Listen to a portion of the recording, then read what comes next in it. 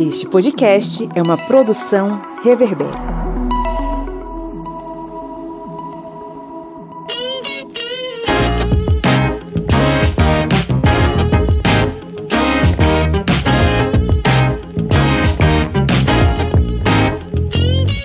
Olá, ouvintes! Está entrando no ar mais um episódio do seu podcast sobre as ciências humanas, o podcast do Historiante. Esse programete que caminha com você há exatos 4 anos pelo Vale da Aflição, que é a vida nesse mundo aqui, permeado por diversas pessoas fascistas em vários cantos, mas graças a Deus estamos aí vencendo pouco a pouco essa batalha. Eu sou Pablo Magalhães e estou aqui mais uma vez hosteando um episódio com vocês na companhia do meu camarada, o homem que montou um soviete na beira do Rio São Francisco, o camarada Kleber Roberto. E aí, pessoal, beleza? Espero que tenham curtido essa passagem aí de ano, mais o início de uma translação do nosso planeta em torno do Sol, mas vamos continuando aqui com esse podcast porque a luta contra a ignorância e a falta de conhecimento de muitos aí que acreditam na Terra plana ainda permanece. Também temos aqui hoje ele que, quando não está gravando podcast, está lutando boxe. O senhor Eliezer. Oi, Eliezer. E aí, pessoal, boa noite aí, ouvintes do Historiante. Para quem não me conhece aí, talvez seja o primeiro episódio que está escutando. Eu sou editor-chefe do Zero Águia, né? Portal aí de notícias, análises e artigos sobre política internacional, direitos humanos, entre outros. O Pablo fez a brincadeirinha aí sobre o boxe, porque esse ano eu resolvi sair do sedentarismo, né? E começar a praticar um esporte. E agora eu tô lá fingindo que sou Muhammad Ali, né? Tentando aprender um pouco sobre essa arte milenar aí que é o boxe. Uma boa noite aí para todos os integrantes aqui também. Daqui a pouco a gente tá vendo letreiros garrafais. Eliezer Fernandes versus Popó, numa disputa de boxe nacional. O Popó eu não sei, mas que dá vontade de... Pelo menos eu imagino ali quando eu tô socando o saco de pancadas, eu imagino a cara de alguns bolsonaristas. Com certeza eu imagino. É isso aí. Temos também a presença do grande Chico Egídio. Oi, Chico. Opa, olá, boa noite, gente. É um prazer estar aqui novamente, né, com vocês. É sempre bom, inclusive, como foi dito já anteriormente, né, que trazer informações, né, para muita gente, que eu acho que as pessoas às vezes vivem no mundo paralelo, a gente não entende nem como é que funciona algumas questões aí. E eu sou militante faz muito tempo, né, na verdade eu trabalho com cultura, mas desde a volta de Miguel Arraes, ou seja, eu tô mais velhinho que vocês aí, né? Eu acompanho política, que eu morava em Recife na época e teve um segundo mandato de Miguel Arraes quando ele voltou, etc. E tá aí nessa luta. Beleza. Seja muito bem-vindo mais uma vez, a casa é sua, né? Você tá aqui, já tem cadeira cativa já. E lá das Minas Gerais, nós temos ele, um homem que teve uma experiência de quase morte, seu Felipe Bonsanto. Eu vi a avó pela Greta, tá? Era pra eu não estar aqui. Bom dia, boa tarde, boa noite. Que bom voltar a falar aos ouvidinhos de vocês. Estava com saudades de vocês. Mas você tá bem, né? Tô bem, tô bem. Assim, foi uma situação imprevista. Você viu a luz? Eu vi a luz. Eu vi Jesus ali, ó, a trancinha dele, entendeu? Mas falei assim, agora não. Daqui a pouco a gente volta aí, entendeu? Deixa eu ajudar o pessoal do Historiante ali, que o pessoal tá precisando ainda. Não só Historiante, como o Zero Águia também. Com o Olavão. Pois é. Não, o Olavão tá embaixo, entendeu? O Olavão tá... Bom, se bem que pode ser, né? A gente nunca sabe, mas assim, eu nunca sabe se eu vou descer ou vou subir, né? O Olavão tá lá embaixo. Mas se eu morro, metade do PIB brasileiro vai embora, entendeu? Tem Zero Águia, tem Historiante, tem... o CLT, tem tudo aí, entendeu? Você tem 3 trabalhos, pô. Você é que nem o pai do Cris. Vai vendo aí. Cuidado. Pois é, estamos aqui mais uma vez reunidos para tentar levantar debates, discussões, reflexões interessantes e levar informação adiante, como o Chico bem salientou, né? E o nosso tema hoje eu acho que não é segredo para ninguém, claro que não é segredo, isso foi divulgado tanto por câmeras das principais TVs brasileiras quanto pelas câmeras dos próprios indivíduos envolvidos no processo. hoje vive o pós-tentativa de golpe, né? Aquele golpe que não foi no dia 8 de janeiro, que foi todo aquele circo montado, orquestrado por diversos setores daquilo que nós consideramos como a extrema-direita bolsonarista brasileira, e que orquestraram e organizaram uma invasão aos prédios dos três poderes em Brasília. A gente já fez uma minipédia, quem acompanha o Historiante já viu no feed um episódio da minipédia falando um pouco sobre arte e destruição em Brasília. A gente tentou fazer uma reflexão histórica e artística do ponto de vista de que Brasília em si ela é uma obra de arte pelo fato de que ela foi construída com a intenção de ser um expoente, vamos dizer assim, do modernismo no século XX. Então a gente fez uma reflexão histórica e artística, analisando também o quão simbólico é a destruição tanto da Brasília enquanto obra de arte, quanto das obras de arte presentes no interior dos prédios públicos em Brasília. Hoje a gente vai tentar fazer uma reflexão do ponto de vista político, né? Como é que a democracia pode barrar o fascismo? Essa é uma questão que a gente precisa refletir, precisa analisar, porque depois de alguns anos de governos pró-direita e pró-extrema-direita, nós temos um governo progressista de volta no poder. E é o momento em que as instituições democráticas precisam estar fortalecidas. Então, como é que essa democracia vai poder barrar o fascismo, não é? Bom, a gente vai debater sobre isso hoje, mas antes, Felipe Bonsanto, você tem um recado para os nossos ouvintes, não é? Eu tenho. Deixa eu falar com esse pessoal aqui, como fala Lídia Verônica, com os nossos cristalzinhos.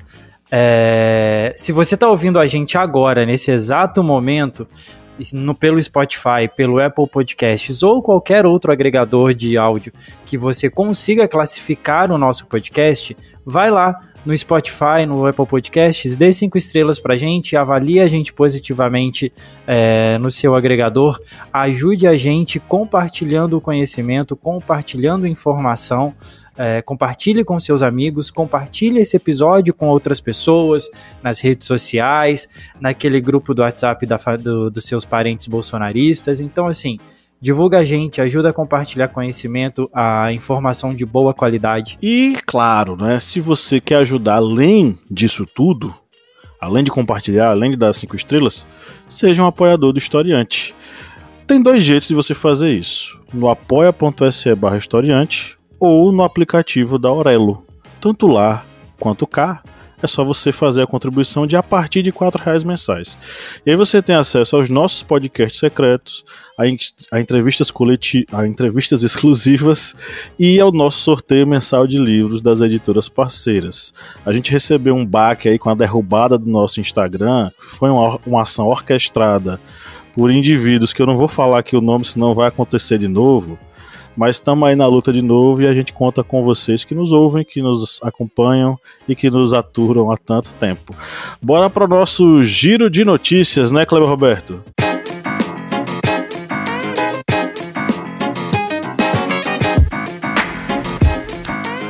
Isso aí, simbora, que aqui é tudo embasado, aqui não tem terra plana e também não tem nem Pepsi-Cola adoçada com fetos humanos. Jornal da Unesp. A democracia não pode acobertar terrorismo ou perecerá. O episódio de barbárie que ocorreu nesta tarde de domingo na Praça dos Três Poderes, com a invasão e a depredação dos prédios do Congresso Nacional, do Palácio do Supremo Tribunal Federal e do Palácio do Planalto, sob o olhar leniente das mesmas forças de segurança pública que deveriam impedir que se desenrolassem tais cenas ultrajantes, deve fazer soar um colossal sinal de alerta e despertar não apenas as autoridades do âmbito federal, mas todos os brasileiros que prezam a jovem democracia que conseguimos, não sem muitas dificuldades, pôr de pé e manter viva desde a redemocratização. Folha de São Paulo. Ciência para combater o fascismo. Não há dúvida de que o movimento autoritário, miliciano, militar, mafioso e de traços fascistas do Brasil atual não é passageiro nem pequeno, veio para ficar e não está de brincadeira.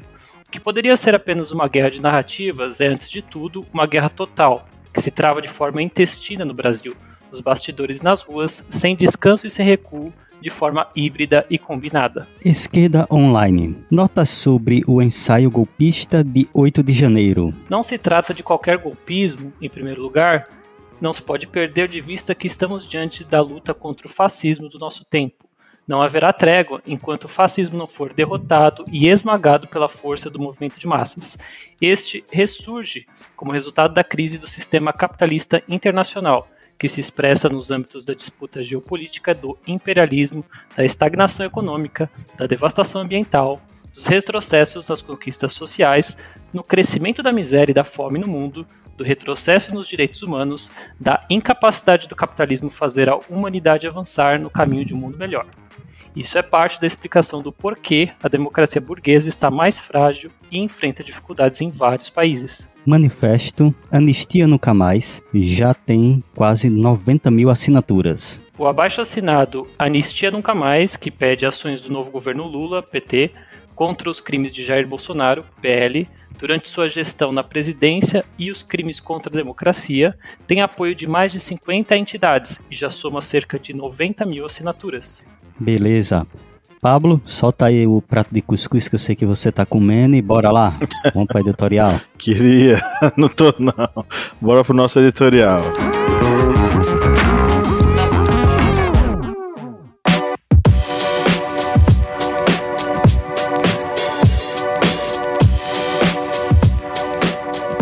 No ano de 1979, após um longo período de um governo ditatorial que empreendeu uma pesada repressão sobre os dissidentes do regime, uma anistia foi cogitada e, de fato, concretizada por meio da Lei nº 6.683, em 28 de agosto.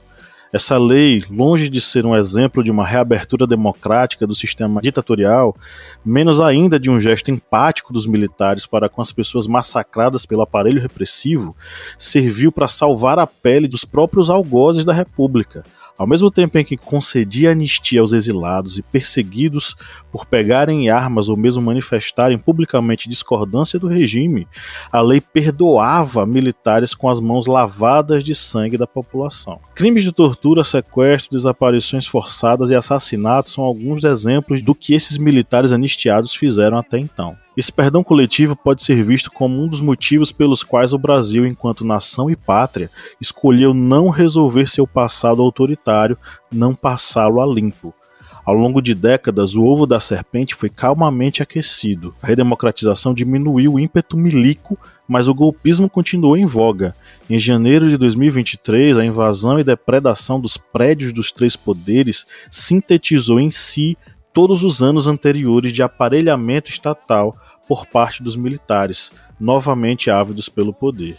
Entre Temer e Bolsonaro, dispositivos como a GLO, Garantia da Lei e da Ordem, e nomeações de militares para cargos civis, instituiu aquilo que alguns analistas chamam de Partido do Exército ou Partido Militar. 1964 e 2023 são momentos históricos bem distintos, bem como o próprio fascismo ou práticas fascistas presentes em uma e outra época.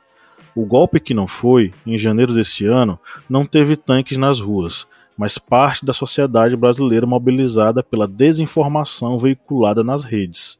Não foram tropas militares que tomaram o Congresso, mas indivíduos vestidos com bandeiras do Brasil, preparados para uma batalha graças à rede de comunicação dos aplicativos de mensagem. Contudo, no centro dos eventos pairava o espectro bem real do golpismo milico-miliciano da extrema-direita, financiado por empresários e apoiado por subcelebridades da direita youtuber. Mas o golpe que não foi não é o problema de fato. Há algo muito maior e que nós já debatemos aqui no podcast, no episódio 149, intitulado O Crescimento do Neonazismo no Brasil. Há um longo processo de fascistização de setores da sociedade brasileira.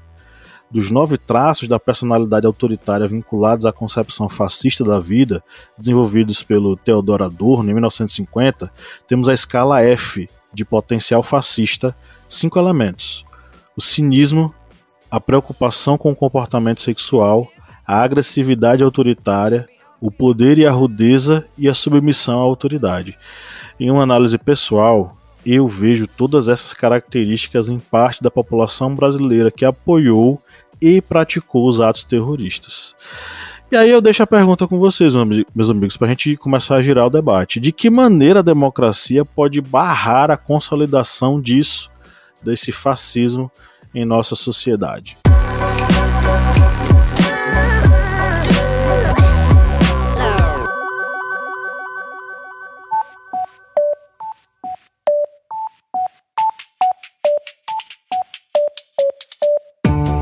Me diga uma coisa, Lídia Verônica, qual é o melhor lugar para ouvir podcasts? O melhor lugar para ouvir podcast, pra mim, é na cama. Mas pra todo mundo, é o Orelo. Com certeza. Além de tudo, o Orelo nos remunera. Cada clique seu ajuda o nosso projeto a crescer. Então quer dizer que só de a pessoa ouvir, dar o play lá nos episódios, isso já nos ajuda? Nem precisa a pessoa pagar? Exatamente. Se você não pode ou não tem interesse em ser um apoiador, mas acha o nosso projeto legal, vai lá no Orelo e dá essa força pra gente.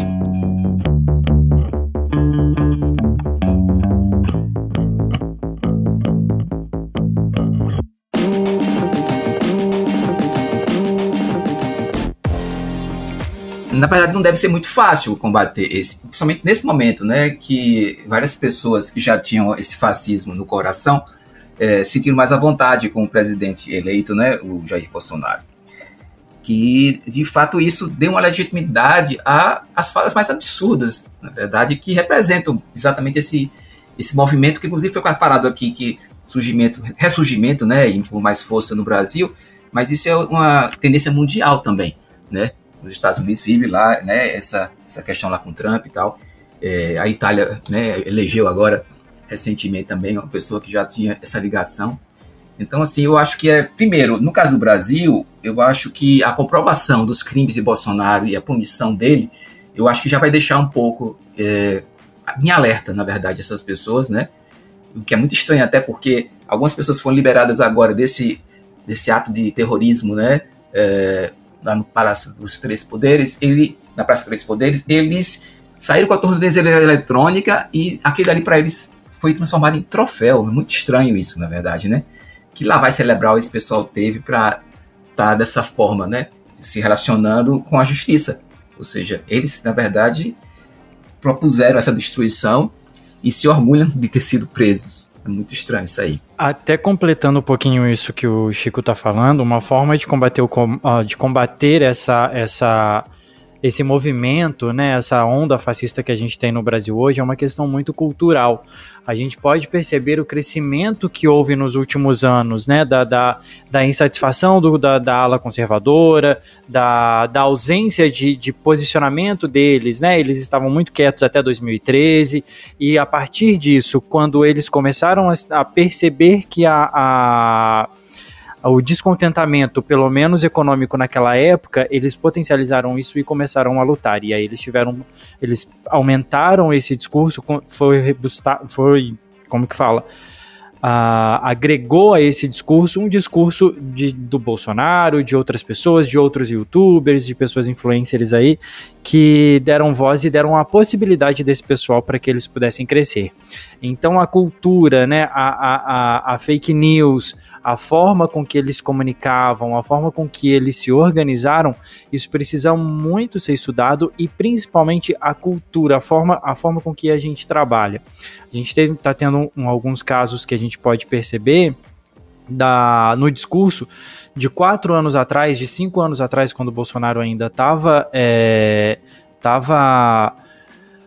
como candidato a presidente, que ele falava dos indígenas, falava que pesava em arroba, enfim, e a situação dos Yanomamis hoje. A gente tem isso, a gente tem um potencial aumento no número de casos de mortes de LGBTs no Brasil. A gente tem uma desinformação muito grande quanto a isso. A gente tem poucas leis que respaldam tanto os indígenas quanto a população LGBT, e a falta disso é um pouco de informação. É um pouco de cultura para esse povo. Então eu acho que a gente precisa muito ir na raiz desse problema e lutar de uma maneira inteligente, de uma maneira concreta, com informação concreta, com informação de verdade, tentar lutar e reverter essa ala, porque igual muitas pessoas falam que é uma ala minoritária, eu não acho. Eu acho que existem muitas outras pessoas, além daqueles 4 mil, 5 mil que estavam lá em Brasília. Aproveitando o gancho do Felipe, quando você fala sobre lutar de forma concreta, né, oferecendo informação de qualidade e fatos para contrapor o que acontece, eu tenho uma visão tanto quanto otimista, né?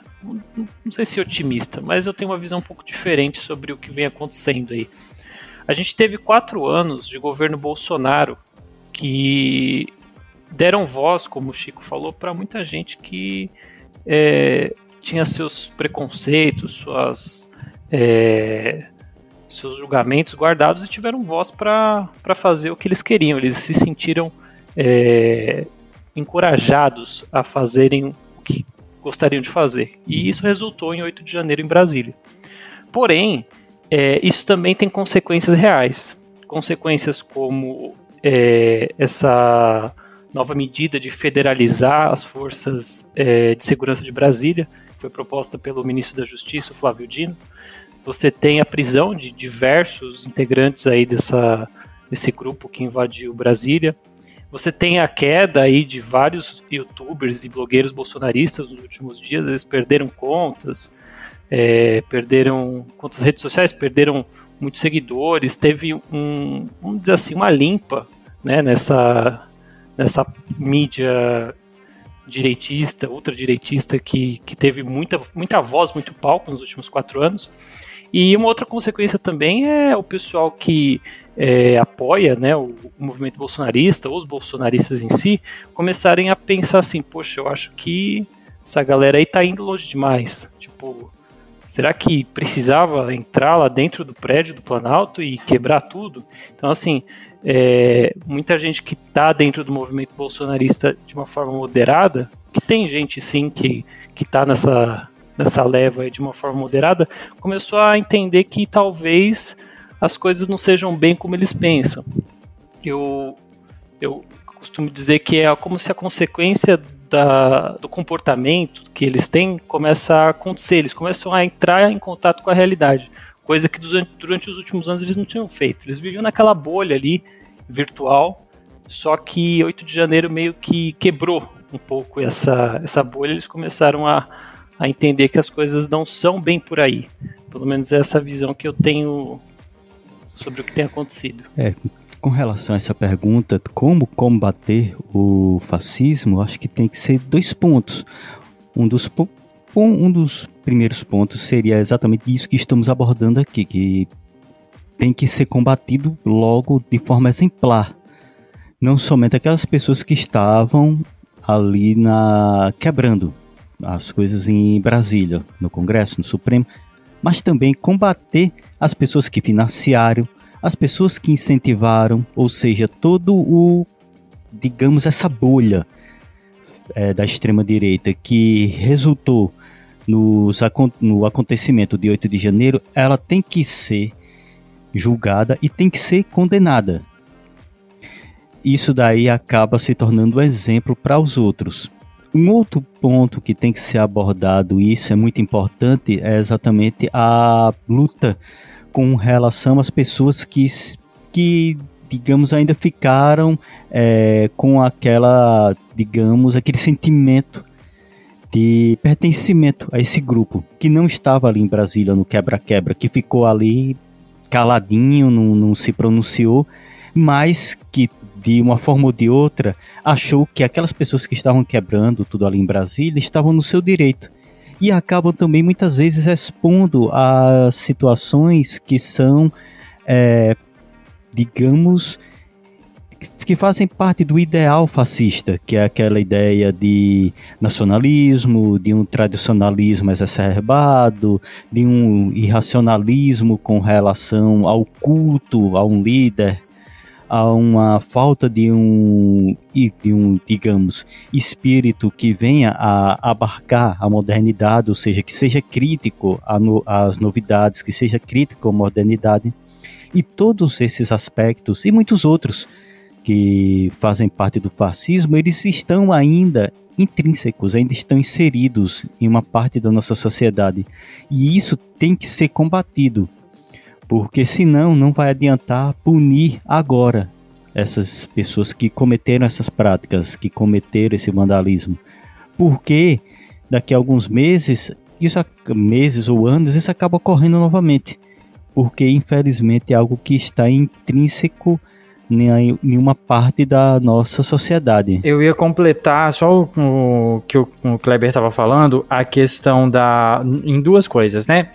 Uma, era muito visível, a gente podia ver isso de uma maneira muito clara, como a inspiração feita, né, pelo ex-presidente que batia no peito, o poder sou eu, o Estado sou eu, a gente viu muito disso no que aconteceu no 8 de janeiro.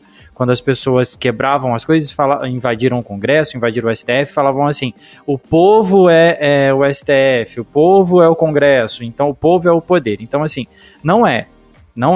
Antes de tudo, a gente precisa deixar muito claro que o Estado, a cadeira presidencial é muito maior do que a pessoa que está ocupando ela ali, seja de esquerda, seja de direita. Então, essa pessoa tem que respeitar aquilo ali e trabalhar dessa forma. E uma outra coisa que é muito complicada e que é algo que precisa ser combatido assim, e dar nome aos bois, isso é crime que você está fazendo, isso é errado que você está fazendo, são líderes religiosos, líderes de grupos, seja lá o que for de movimento, fazendo saudações, perpetuando preconceito, perpetuando desinformação para pessoas que não têm tanto conhecimento, não têm tanto acesso à informação como a gente tem, né? E vou dar até um exemplo aqui. Essa semana, a igreja a qual eu pertenci durante muitos anos da minha vida, essa semana rodou um vídeo onde um pastor, ele fazia uma saudação nazista dentro da igreja. Eu vi. Sabe? Assim, é gritante, sabe? E assim, isso muito em nome de fé, isso muito em nome da perpetuação de um poder, da perpetuação de uma sociedade, da perpetuação de um movimento. Então isso é crime, isso precisa ser combatido, isso precisa ser julgado. Igual as pessoas do 8 de janeiro serão julgadas, serão culpadas pelas coisas que elas fizeram, essas pessoas também precisa sim dar nome aos bois, precisa sim punir para que isso pare de acontecer. Sem dúvida. E aí, bicho, é aquela coisa, né? A gente fala muito sobre esse processo de fascistização da sociedade brasileira. Nossa sociedade está passando, pelo menos há 1 década e meia, por um processo de fascistização.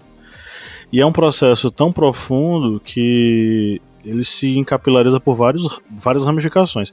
Tem trabalho sobre esse assunto, tá? Tem vários artigos sobre esse assunto, pesquisa e tal. Eu vou mencionar um pesquisador, é o Eduardo Reboir. Ele é professor da UFPB, se não me engano. E ele tem um artigo lá no Le Monde Diplomatique em que ele fala sobre esse processo de fascistização no Brasil. Inclusive, ele estabelece alguns marcos, né? Para ele, a crise que começou no final do governo Lula, crise institucional política, né? Fomentada por setores da extrema-direita e da direita também. Começa ali no final do governo Lula, explode no governo Dilma e tem o processo das jornadas de junho de 2013. Eu sei que muitas pessoas gostam de dissociar, ou na verdade preferem dissociar as jornadas de junho do que acontece em manifestações de rua posteriores, e tá certo, tem que dissociar mesmo. A questão é que as jornadas de junho, elas foram utilizadas como uma desculpa ou como uma motivação para que esses outros grupos fossem às ruas, deturpando, obviamente, o que aconteceu nas jornadas de junho. O Chico participou da jornada de junho em Petrolina, se manifestou, foi às ruas. Na verdade, eu fui cobrir, né? Fazer a cobertura fotográfica e tal, que aqui chamou Vale Acordou, né? Uhum. Como é que você sentia aquela população naquele momento? Como é que você sentia aquele movimento? Olha, parecia, na verdade, a maioria ali que, assim, principalmente que eram muito jovens, na verdade, né, a maioria, era que, assim, se tinha orgulho de estar nas ruas. Na verdade, não se sabia por quê. A maioria, na verdade, não sabia por que estava ali, né? Até porque, assim, falava assim, é pela diferença da passagem de ônibus, né, inicialmente. E depois, sim, como assim? Né? Então não era, na verdade, Depois, assim, só teve outra questão aqui na região, é que a gente tinha um movimento anterior, que era o exército tomou a Ilha do Fogo, e aí a gente foi lutar para que o exército liberasse e saísse da Ilha do Fogo, e aí juntou esses dois movimentos. Na verdade, o movimento já existia, né, que é Amigos da Ilha, e quando teve aquele, inclusive, parou a madrugada toda a ponte aí, né, Presidente Dutra, a gente juntou os dois movimentos, e aí, nesse momento, houve essa conexão. Mas fora isso, eu acho que, no geral, não tinha muito motivo, assim, não se falava de fato o que era, por que estava-se na rua, né? Então, assim, as pessoas muito jovens, de 13, 14 anos, diziam assim, eita, primeira vez que eu estou participando de um movimento assim, tal, assim, mas por quê? Não sei lá, estou participando. Era essa impressão que dava. E eu pergunto também porque eu morava em Feira de Santana nessa época, estava fazendo mestrado, e eu entrei no grupo de Facebook criado chamado O Vale Acordou. E aí, por que eu pergunto também? Porque ao longo dos anos, eu assisti aquele grupo se transformar em um grupo fascista. Exato. Em um grupo fascistoide, com muitas postagens fascistoides, e que talvez isso possa ser observado como uma tradução do que aconteceu de certo modo no Brasil. Claro que é uma amostra pequena, mas os movimentos de rua das jornadas de junho em diante, eles se tornaram cada vez mais discurso lavajatista, pró-direita e antidemocracia e antipolítica, né? E isso vai ser, vamos dizer assim, o esteio para a construção desse movimento fascista contemporâneo. Mas, além disso, a gente vai ter outros exemplos desse processo de fascistização. Tem um conceito que o professor usa no artigo, né, o Rebois usa no artigo, que é a datenização, que é o processo pelo qual aqueles programas policiais televisivos que começaram a passar toda tarde na TV, eles começaram a alimentar um discurso violento de destruição. Isso associado, por exemplo, a uma interpretação bem enviesada do filme Tropa de Elite. São dois exemplos de como a mídia, ela, de certo modo, colaborou com reforçou esse discurso violento, que é a base do fascismo, né? E aí, falando sobre TV, alguém aí lembra do CQC e em como o CQC transformou o Bolsonaro em um obscuro deputado, a um mito, né? Porque vai começar ali. Tinha um quadro que era no CQC, que era você dar os óculos do CQC, aqueles óculos escuros, para alguém que fez uma coisa bem maravilhosa, incrível e tal. O cara mitou. Bolsonaro passou a ser um dos caras mais chamados por eles para participar desse tipo de coisa, sabe? Então, é uma construção. E aí, fora a Jovem Pan, que vai criar um quadro chamado Mitadas do Bolsonaro, que vai meio que também projetá-lo a nível nacional. São alguns exemplos de como o dia 8 de janeiro de 2023, ele não começou ontem, ele não começou ano passado e nem começou no primeiro mandato de Bolsonaro. Ele começou muitos anos antes com toda uma construção de um discurso fascista, fascistoide, semi-nazista, sendo disseminado para a população. E é nesse aspecto que eu faço essa pergunta, como é que a gente vai combater isso? Porque são muitas variantes da construção desse discurso violento, e que pega também essa tradição nossa, essa nossa cultura de não resolver o passado. Nós anistiamos os torturadores da ditadura, pô. Nós simplesmente demos a carta de perdão para esses caras em 1979. A ditadura, os militares resolveram o problema deles, anistiando tanto as pessoas que foram às ruas lutar por democracia, quanto esses caras que torturaram, estupraram, mataram, dizimaram todas as pessoas que eram contrárias ao regime ditatorial no Brasil. Essa ferida até hoje sangra. E aí é com muita alegria que a gente vê o anúncio do ministro dos Direitos Humanos, da Cidadania, o Silvio Almeida, que ele recompôs a comissão de anistia, que tinha praticamente perdido qualquer poder durante o governo Bolsonaro, restabelecendo todos os trabalhos. E o que é mais bacana disso tudo, as pessoas que compõem o corpo técnico dessa comissão de anistia são todas pessoas que, de certo modo, foram prejudicadas pela ditadura no Brasil. Saem os militares, entram as pessoas perseguidas. E aí surge essa questão, né? E aí, o que é que a gente vai fazer com esses novos terroristas 2023, os fascistas 2.0, os fascistas do século XXI? Será que a gente vai dar anistia para esses caras que fizeram o que fizeram? Será que a gente vai dar anistia para os caras que praticamente mataram os Yanomami? Para essas pessoas que simplesmente fizeram com que todas as minorias sofressem nesses últimos anos? Eu acho que existe um peso nisso tudo. Mas como é que vocês veem essa coisa? Se essa anistia a essas pessoas forem dada, se eles não cumprirem com uma pena que lhes puna pelos crimes praticados, como é que isso vai repercutir na própria organização política e social do Brasil? Interessante você ter falado da anistia, que a anistia que aconteceu naquela época e a anistia que foi, vamos dizer assim, revitalizada, né, nessa última década, por causa que isso foi debatido novamente pela STF, teve conivência do STF, né? Então o judiciário, ele, tanto na época quando foi votada a anistia pela primeira vez, né, quando ela foi debatida novamente, foi votado para que a anistia continuasse, né, que a anistia fosse estabelecida e que ela continuasse, fazendo com que esses militares não fossem responsabilizados pelos atos causados aí pela violência que eles propagaram durante a época da ditadura.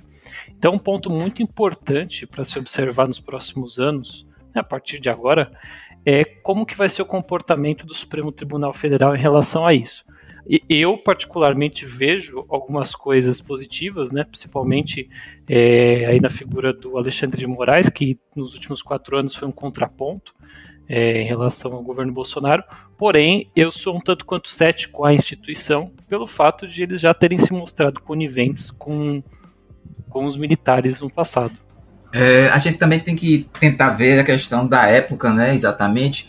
A gente, inclusive, no Cine Raiz exibiu agora Argentina, 1985, que é um filme que fala exatamente dessa tentativa de anistia dos militares lá, e que não houve, claro. Lá, na verdade, houve realmente a punição. E dizem, e aí precisa se aprofundar mais historicamente, que seria muito difícil não ter essa anistia naquela época. É claro que ter anistia gerou o que está gerando hoje, na verdade, né? Principalmente a questão dos militares se sentindo a pedra fundamental do Brasil, como se fossem os donos mesmo, né? Tanto é que agora essa tentativa de golpe está muito clara a participação do Exército, né? E todas as forças, na verdade, militares, né?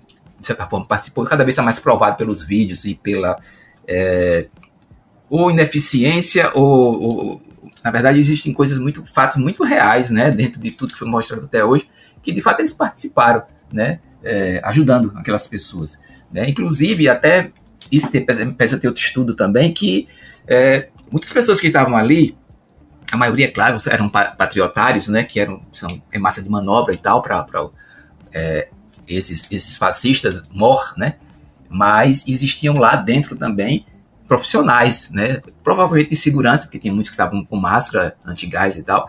Então, provavelmente, muitos colegas e policiais militares estavam ali dentro, pessoal do exército também, e provavelmente esses foram liberados no momento ali da prisão e tal. Com certeza, muitos não foram pegos, né? Até que já sabiam, de fato, quando é que ia haver invasão e tal.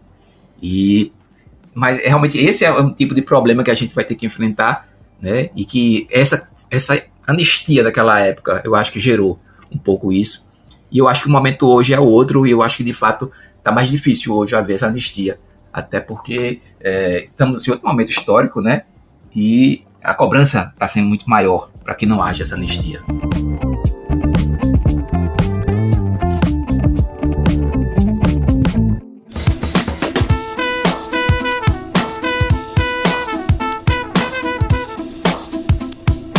Bom, quem curte e acompanha o Historiante pode nos ajudar a manter o projeto, não é mesmo, seu Kleber? Isso mesmo. Você pode ajudar o Historiante de uma forma bem fácil. E faz como? Vai lá no nosso Apoia-se.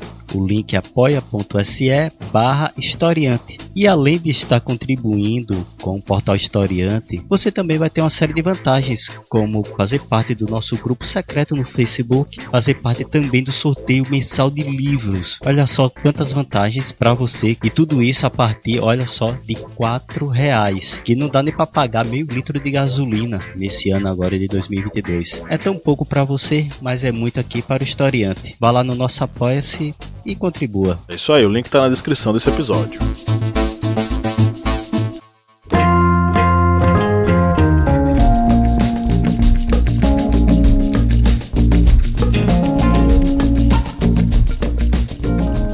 Eu concordo também com o que Chico acabou de falar, que realmente, atualmente, a anistia, ela não tem, digamos, uma situação social para ocorrer essa anistia. E ela não pode acontecer exatamente pelos que ocorreu na anistia da ditadura, que vai dar essa brecha para esses movimentos de extrema direita continuarem com força, continuarem a ameaçar a democracia.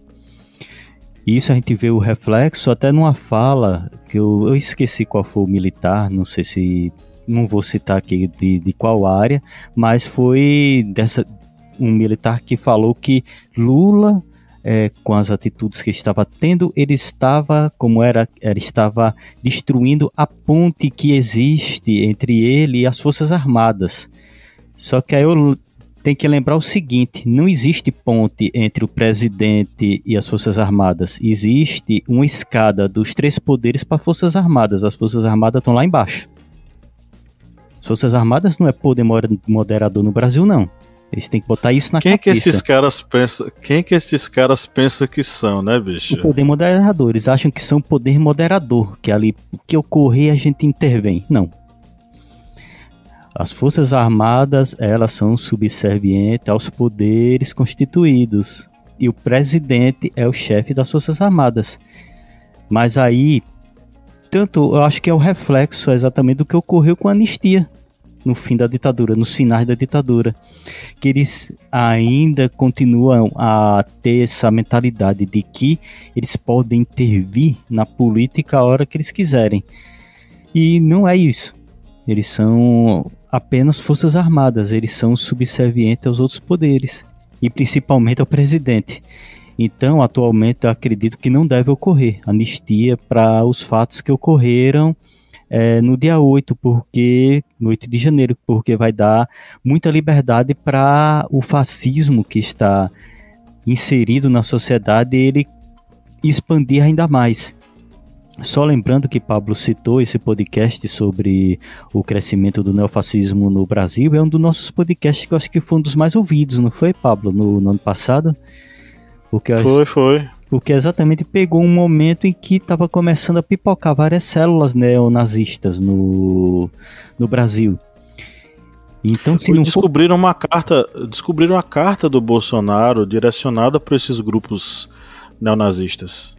Então, se não for combatido agora, esse fascismo, que no Brasil também pode ser encontrado com o nome de integralismo ou algo similar a isso, acaba se proliferando de novo. Aí a gente vai ter aí de novo várias galinhas verdes enchendo o saco. Uma das formas é um assunto que é muito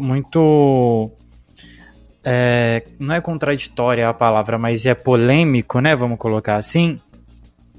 E que ajudaria muito a não punir, eu acho que seria o fim da corda, mas assim, ajudaria a monitorar e a entender o que está acontecendo, a regularização das mídias, né, das redes sociais, enfim. Por que eu digo isso? Esse movimento do dia 8, ele estava sendo organizado há muito tempo. Ele não é uma coisa que saiu da noite para o dia, ele é uma coisa que foi plantada durante o ano passado inteiro, inclusive durante o período eleitoral, para que acontecesse. Então, a regularização da mídia, ela é fundamental para que se possa investigar, possa se cuidar, possa se dar nome aos bois, né? Dar nome às pessoas que realmente são culpadas por isso e punir essas pessoas. Então eu acho que esse é um dos caminhos que a gente precisa percorrer.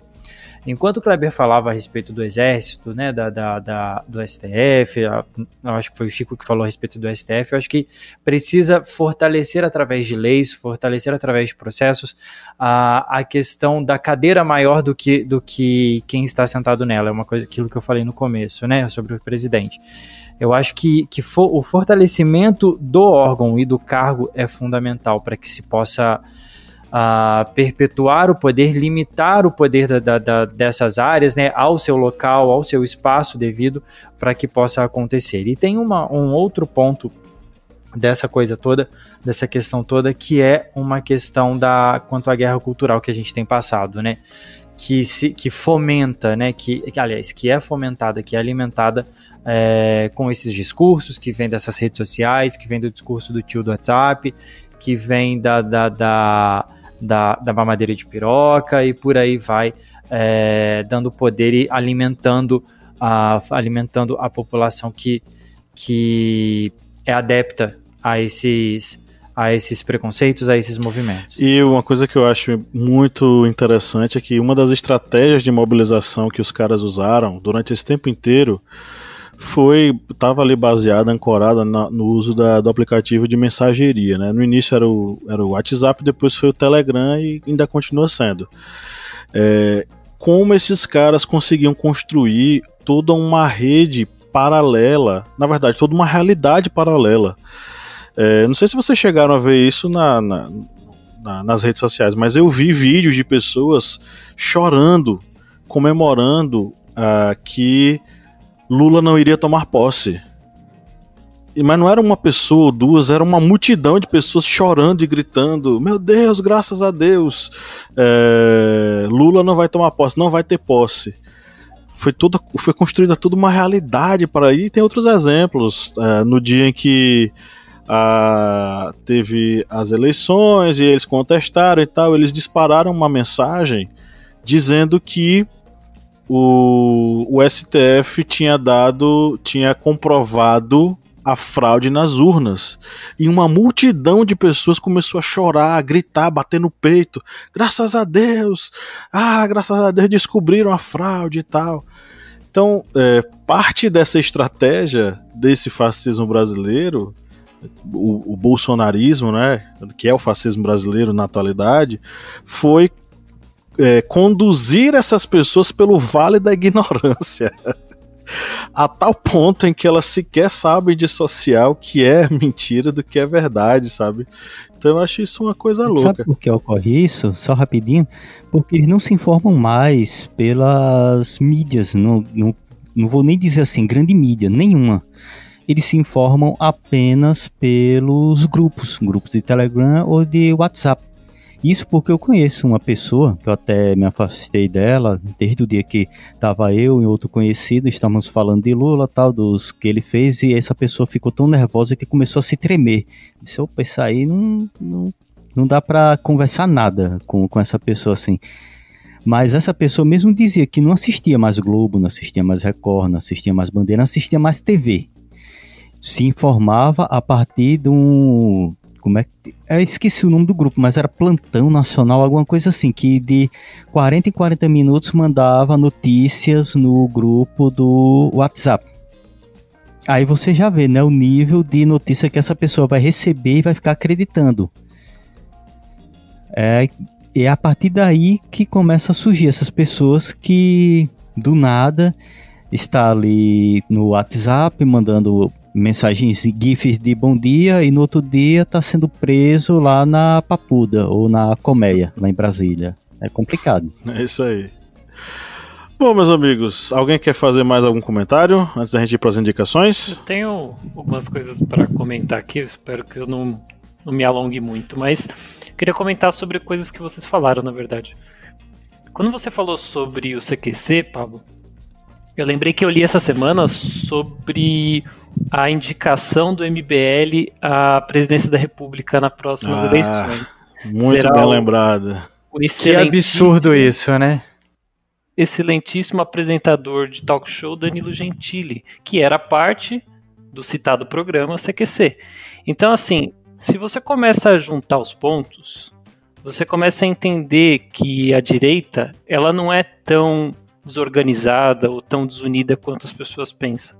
Existe, sim, tanto no MBL quanto no bolsonarismo, um propósito que não é de hoje.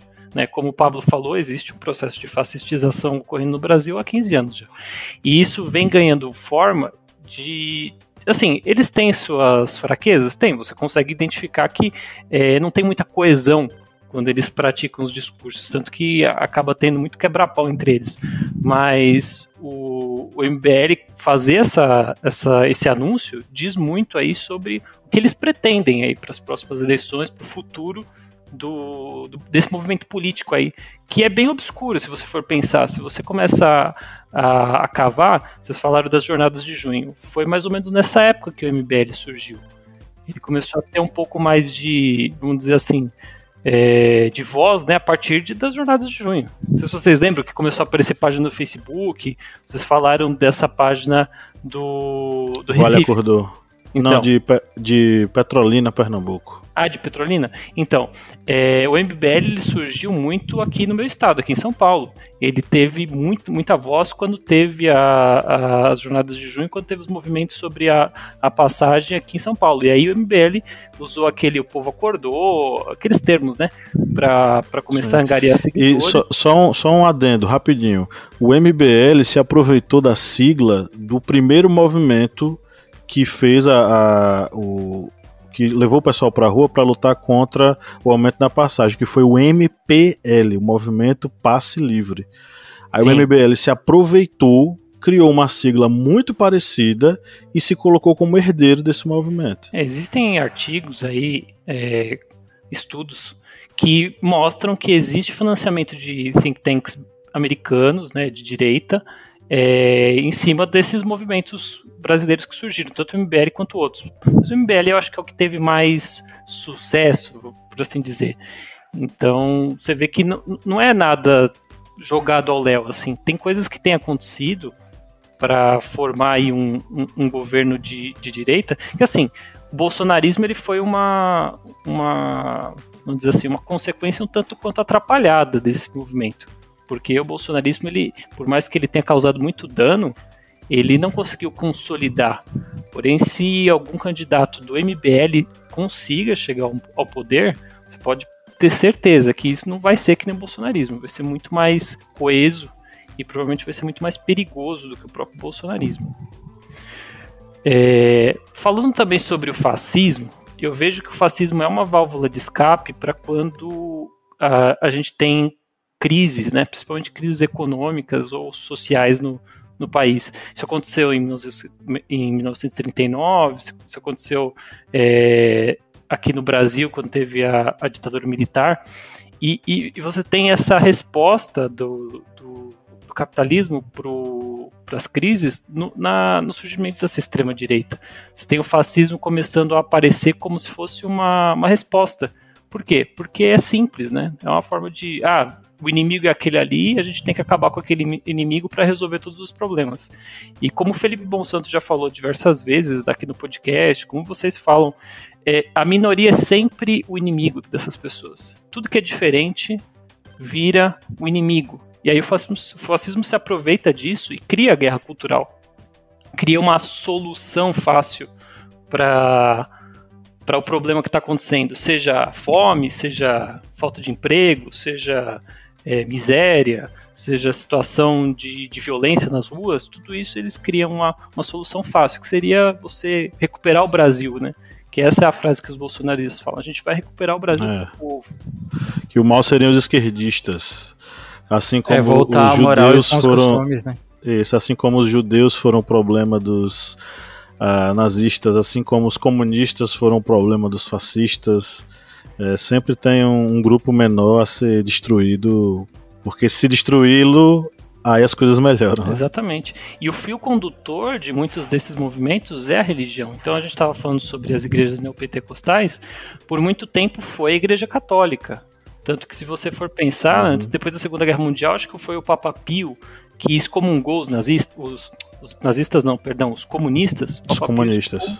Excomungou os comunistas por quê? Porque estava ali a favor aí do conservadorismo. Então, se você for ver, por que ele não excomungou os nazistas? Então, existia uma, vamos dizer assim, uma conivência da religião com o fascismo. E aí você vê isso surgir no Brasil com os movimentos neopentecostais, com as igrejas, né, apoiando o Bolsonaro. Você vê que muita gente teve contato com o bolsonarismo na igreja.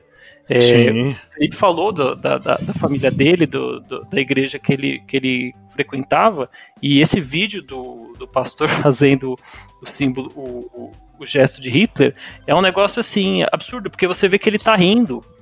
E não fez só o gesto, ele disse, ele falou Hitler em toda a sua honra e glória. Toda sua honra e glória. Ele falou isso. E fala rindo, ele não fala, né, de deboche, alguma coisa assim. Ele fala rindo e faz a saudação. Isso cria o que a gente chama de comportamento de seita. O bolsonarismo, ele é hoje uma seita. Quando a gente vê essas pessoas chorando, acreditando em fake news e vendo que a situação lá que aconteceu em Brasília como vitória, isso é comportamento de seita. Eles estão vivendo na realidade paralela da seita deles, a seita bolsonarista. Então eles têm uma figura de um salvador, que é o Jair Bolsonaro, que pode ser facilmente substituído por outro, não se enganem, e eles seguem essa cartilha. Enquanto houver, vamos dizer assim, algum líder que consiga fazer com que esses preconceitos, esses medos deles sejam explorados, essa seita vai continuar existindo. Porque não é de hoje, né, esse tipo de comportamento. Desde os primórdios aí da pré-história, sempre teve esse tipo de comportamento existindo, que não tem contato nenhum com a realidade, é simplesmente uma forma de explorar os medos, as situações que acontecem com o povo e dar uma solução fácil, como a gente já tem falado aí.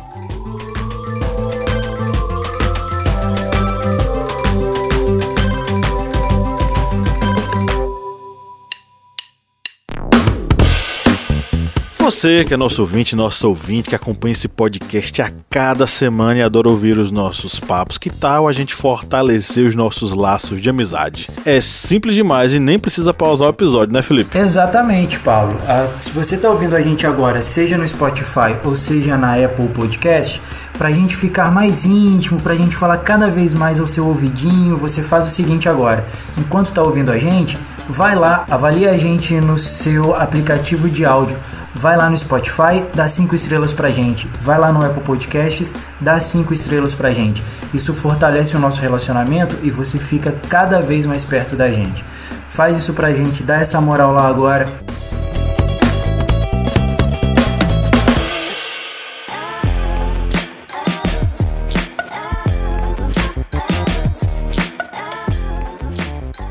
Bom, meus amigos, isto posto, vamos para as nossas indicações, né?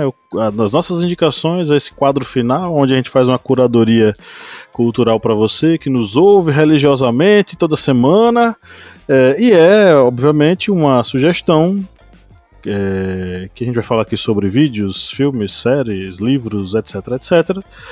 Tudo isso sendo um oferecimento aos nossos queridos e queridas apoiadores e apoiadoras, com os quais, né, ou sem os quais nós não manteríamos esse trabalho aqui sendo desenvolvido, né, Kleber Roberto? Isso mesmo, agradecemos a todos os apoiadores e apoiadoras que acreditam aqui no Portal Historiante e que, por serem apoiadores, têm uma série de vantagens que vão desde desconto nos nossos cursos, sorteio mensal de livros, participação do nosso grupo secreto no Telegram, que vai voltar com várias novidades agora no início do ano, depois desse recesso. Ou seja, sendo apoiador, você vai ter uma série de vantagens, além dessas, terão outras vantagens. E nós vamos indicar aqui 3 apoiadores que, além de todos os outros, acreditam no Portal Historiante. E vamos mandar aqui um agradecimento para Japes Clay Costa Rodrigues, que é novo apoiador, Poliana Siqueira, que é apoiadora através da Aurelo, um aplicativo bem fácilzinho de se utilizar, e ela escuta nossos podcasts e nossos podcasts secretos também, sendo uma apoiadora. E também para Clécio Cunha Mendes, vamos mandar aqui uma salva de palmas para esses e para todos os outros apoiadores e apoiadoras que acreditam aqui no Portal Historiante. Uma salva de palmas foi a deixa para o editor colocar o efeito, é isso? Com certeza absoluta, e se vire aí. Ai. Give your jumps. Vamos lá. Eu queria inclusive mandar um abraço para o Eduardo Tolentino, ele é outro apoiador, que no dia da nossa reunião lá, que nós fizemos a reunião coletiva com os apoiadores também, ele mandou várias sugestões que todos nós já lemos, tá? Eduardo, muito obrigado pelas sugestões que você mandou pra gente. Tenha certeza que estamos construindo aqui nossos roteiros pensando, levando em consideração suas sugestões, tá? Também teve outro apoiador que... Não foi, Felipe? Quem foi? Foi o Danilo Terra. Foi Danilo. Danilo Terra, que inclusive já esteve na mesa redonda aqui, trocando ideia com a gente. Um grande abraço, Danilo. Obrigado também pelas suas sugestões e por nos acompanhar sempre, né? Tava lá com a gente, coladinho na nossa reunião. Bom, vamos para a nossa rodada de indicações. Chico, quer começar? Posso começar. E eu começo por um filme até que eu já falei aqui, né? Que é o Argentina, 1985, né? Que tá concorrendo ao Oscar, né? De filme estrangeiro. E fala exatamente a questão da anistia, né? A tentativa de anistia na Argentina. E com Darín, claro, um filme argentino sem... Ricardo Darín não é um filme argentino, né? E ele ganhou o Globo de Ouro agora, né? Semana passada. Então é um forte candidato ao Oscar desse ano, março. Beleza, quer dar alguma sugestão para nossa playlist, pra gente colocar lá nas músicas? Rapaz, eu vou dar Karina Bu, né? Porque agora, recente, ela teve um show aqui no Sesc, e ela é uma pessoa que tem essa referência sempre de uma atitude mesmo muito forte, né? Eu acho que as músicas dela tem essa coisa da liberdade, libertária mesmo, né? E Karina Bu. Eu queria fazer uma indicação que é de uma pessoa, muito estranhamente eu vou indicar agora, que é um analista político, jornalista, que basicamente eu acho que deve ser de direita, estranho eu estar indicando ele, que inclusive deu o nome de Petralha, né, para as pessoas de esquerda e tal. Ah, sim. É o Reinaldo Azevedo, né, da Band News. E que, de certa forma, está tendo uma análise tão lúcida do que está acontecendo hoje, isso, principalmente sobre a questão da tentativa de golpe, toda essa conjuntura, que me espanta muito, mas ao mesmo tempo me deixa feliz de saber de uma pessoa que não é de esquerda, porque ele mesmo disse que não é de esquerda, e faz uma análise lúcida e coerente de tudo que está acontecendo hoje, né? Então eu acho que ele é o único analista de direita que eu sigo, assim, que eu gosto dos comentários dele. Pode estar no YouTube lá sempre. Lhe confesso que eu também acompanho, viu? Eu também. No final das contas, era isso que era a democracia, né? Mesmo o cara da direita poder opinar e ser divergente, mas saber que fascismo é fascismo, não tem como conversar com essa galera. Exato. E aí, meus amigos, quem quer continuar? Bora lá, vou para minhas indicações aqui. Vou indicar para os ouvintes um videozinho, que é um vídeo curto, que está no canal Meteoro, que eu acho que muitos que estão ouvindo aqui também devem seguir, que é o vídeo O que é o integralismo e por que ele está de volta, que é um vídeo curto, um vídeo, acho que se não me engano é 17 minutos, e esse vídeo ele fala sobre a criação do integralismo, tem partes do documentário Anauê, que tem partes de historiadores que vão explicando sobre o integralismo. E isso porque está de volta, porque infelizmente estamos vendo essa volta das galinhas verdes, como os integralistas são carinhosamente chamados, na nossa sociedade. E esse vídeo é muito interessante porque ele traz exatamente esses pontos de uma forma bem fácil da pessoa compreender toda essa história por trás deste movimento. E vou trazer também aqui uma minipédia, que foi a nossa minipédia número 30. Já tem um tempinho que nós gravamos, que é a minipédia O Fascismo no Poder, Hitler e Mussolini. E aí a gente traz todo um contexto de como esses dois personagens eles conseguiram, digamos, destruir todo o sistema democrático a seu favor e conseguir alçar o poder através da intimidação, da violência, das ameaças. E é uma minipédia também muito interessante por ter esse ponto também de como essas pessoas conseguiram se utilizar do regime democrático para alçar ao poder. E como músicas, sempre eu venho com músicas aqui bem românticas, bem levinhas assim, tranquilas, e venho com as músicas Alerta Antifascista, do Ratos de Porão, e Stalingrado, de Dorsal Atlântica. Então aí minhas músicas bem suavezinhas para você curtir no seu final de semana. Bom, vou falar aqui das minhas indicações, só queria comentar o que o Chico tinha falado sobre o Reinaldo, que uma das coisas que eu mais dei risada no começo do ano foi o Reinaldo espumando de raiva, falando sobre os bolsonaristas. Ele, num vídeo, falando que ele não consegue entender a burrice dos bolsonaristas. Esse foi um dos vídeos mais engraçados que eu vi no começo do ano. Não sei se foi agora em dezembro ou se foi no começo desse ano, mas ele tava muito bravo. Eu acho que eu nunca vi um jornalista tão bravo na minha vida. Mas vamos lá. Sobre as indicações de leitura, eu vou fazer o que a gente chama de auto jabá, né?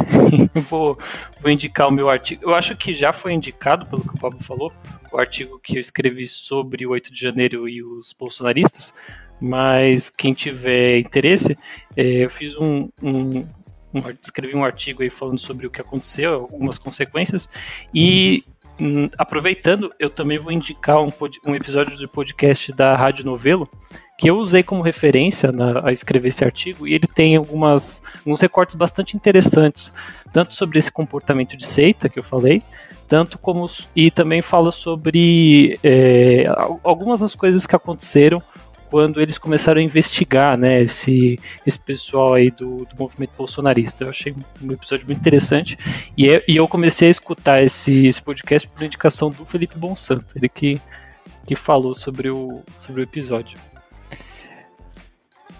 Aí música, eu vou indicar duas músicas aqui que não tem nada a ver com política, com direitos humanos, com nada disso, mas eu tava escutando essa semana e gostei, e como o Pablo faz isso direto, então vou fazer a mesma coisa. Não, mas é isso aí, bicho. Jogue tudo. São músicas muito boas de se ouvir. Ultimamente eu tenho escutado muito o estilo synthwave, né, que é aquele estilo baseado em músicas dos anos 80, bem legal assim pra relaxar, pra focar. Esse estilo aí é bem interessante, porque é como se fosse os anos 80 nunca morreram, né? É um movimento bem legal. Vou indicar a música After Dark, do Mr. Kit, que é desse estilo aí, synthwave, e uma música do MGMT, que é Little Dark Age. São duas músicas muito gostosas de ouvir. Eu já coloquei lá o link do Spotify pro nosso amigo Pablo aí colocar aí na playlist. E é isso. Bom, eu vou fazer as minhas indicações aqui então, já antes do chefe, do Big Boss. Eu vou indicar um filme que eu assisti na terça-feira à noite. Eu agora sou editor também do Zero Águia, então assim, estamos aí acumulando funções, vários jobs, e eu li o artigo, achei bem interessante e fui procurar o filme para assistir, que chama O Segredo dos Seus Olhos, que conta um pouco sobre um crime um crime na época da ditadura argentina, e conta sobre o golpe militar, conta sobre situações de acobertamento de pessoas, de espiões, de romance ali dentro, e fala um pouco sobre como esse movimento aconteceu e como aconteceu a partir da anistia dele anos depois, né, a partir de 99 para frente. Bem interessante, ele contextualiza muita coisa do que aconteceu na Argentina, e eu acho que serve um pouco de referência, aí casa até um pouco com a Argentina 1978 que o Chico indicou aqui. Para leitura, eu vou indicar um livro da Fernanda Torres, 1975, perdão, Argentina 1985. Eu vou indicar um livro aqui, foi a minha primeira leitura esse ano, enquanto eu estava de férias ainda, que é da Fernanda Torres, chamado Fim. Conta a história de um grupo de amigos cariocas no fim da vida. Conta um pouco ali, cada capítulo, isso não é spoiler, tá? Cada capítulo, o primeiro capítulo conta da história de cada um, são 5 personagens, primeira parte contando de cada um, conta como eles morreram, e depois conta os desdobramentos, como a morte aconteceu, e os desdobramentos das famílias durante aquele período de luto. É bem interessante, é engraçado, tem um humor ácido muito legal que só a Fernanda Torres tem. Então é uma indicação leve, é uma indicação gostosa e faz também a gente refletir um pouquinho sobre o processo do fim da vida. A gente almeja muito, a gente pensa muito, morte lá na frente, mas faz a gente pensar como é o processo de envelhecer e como é o processo da morte aí. O livro chama Fim.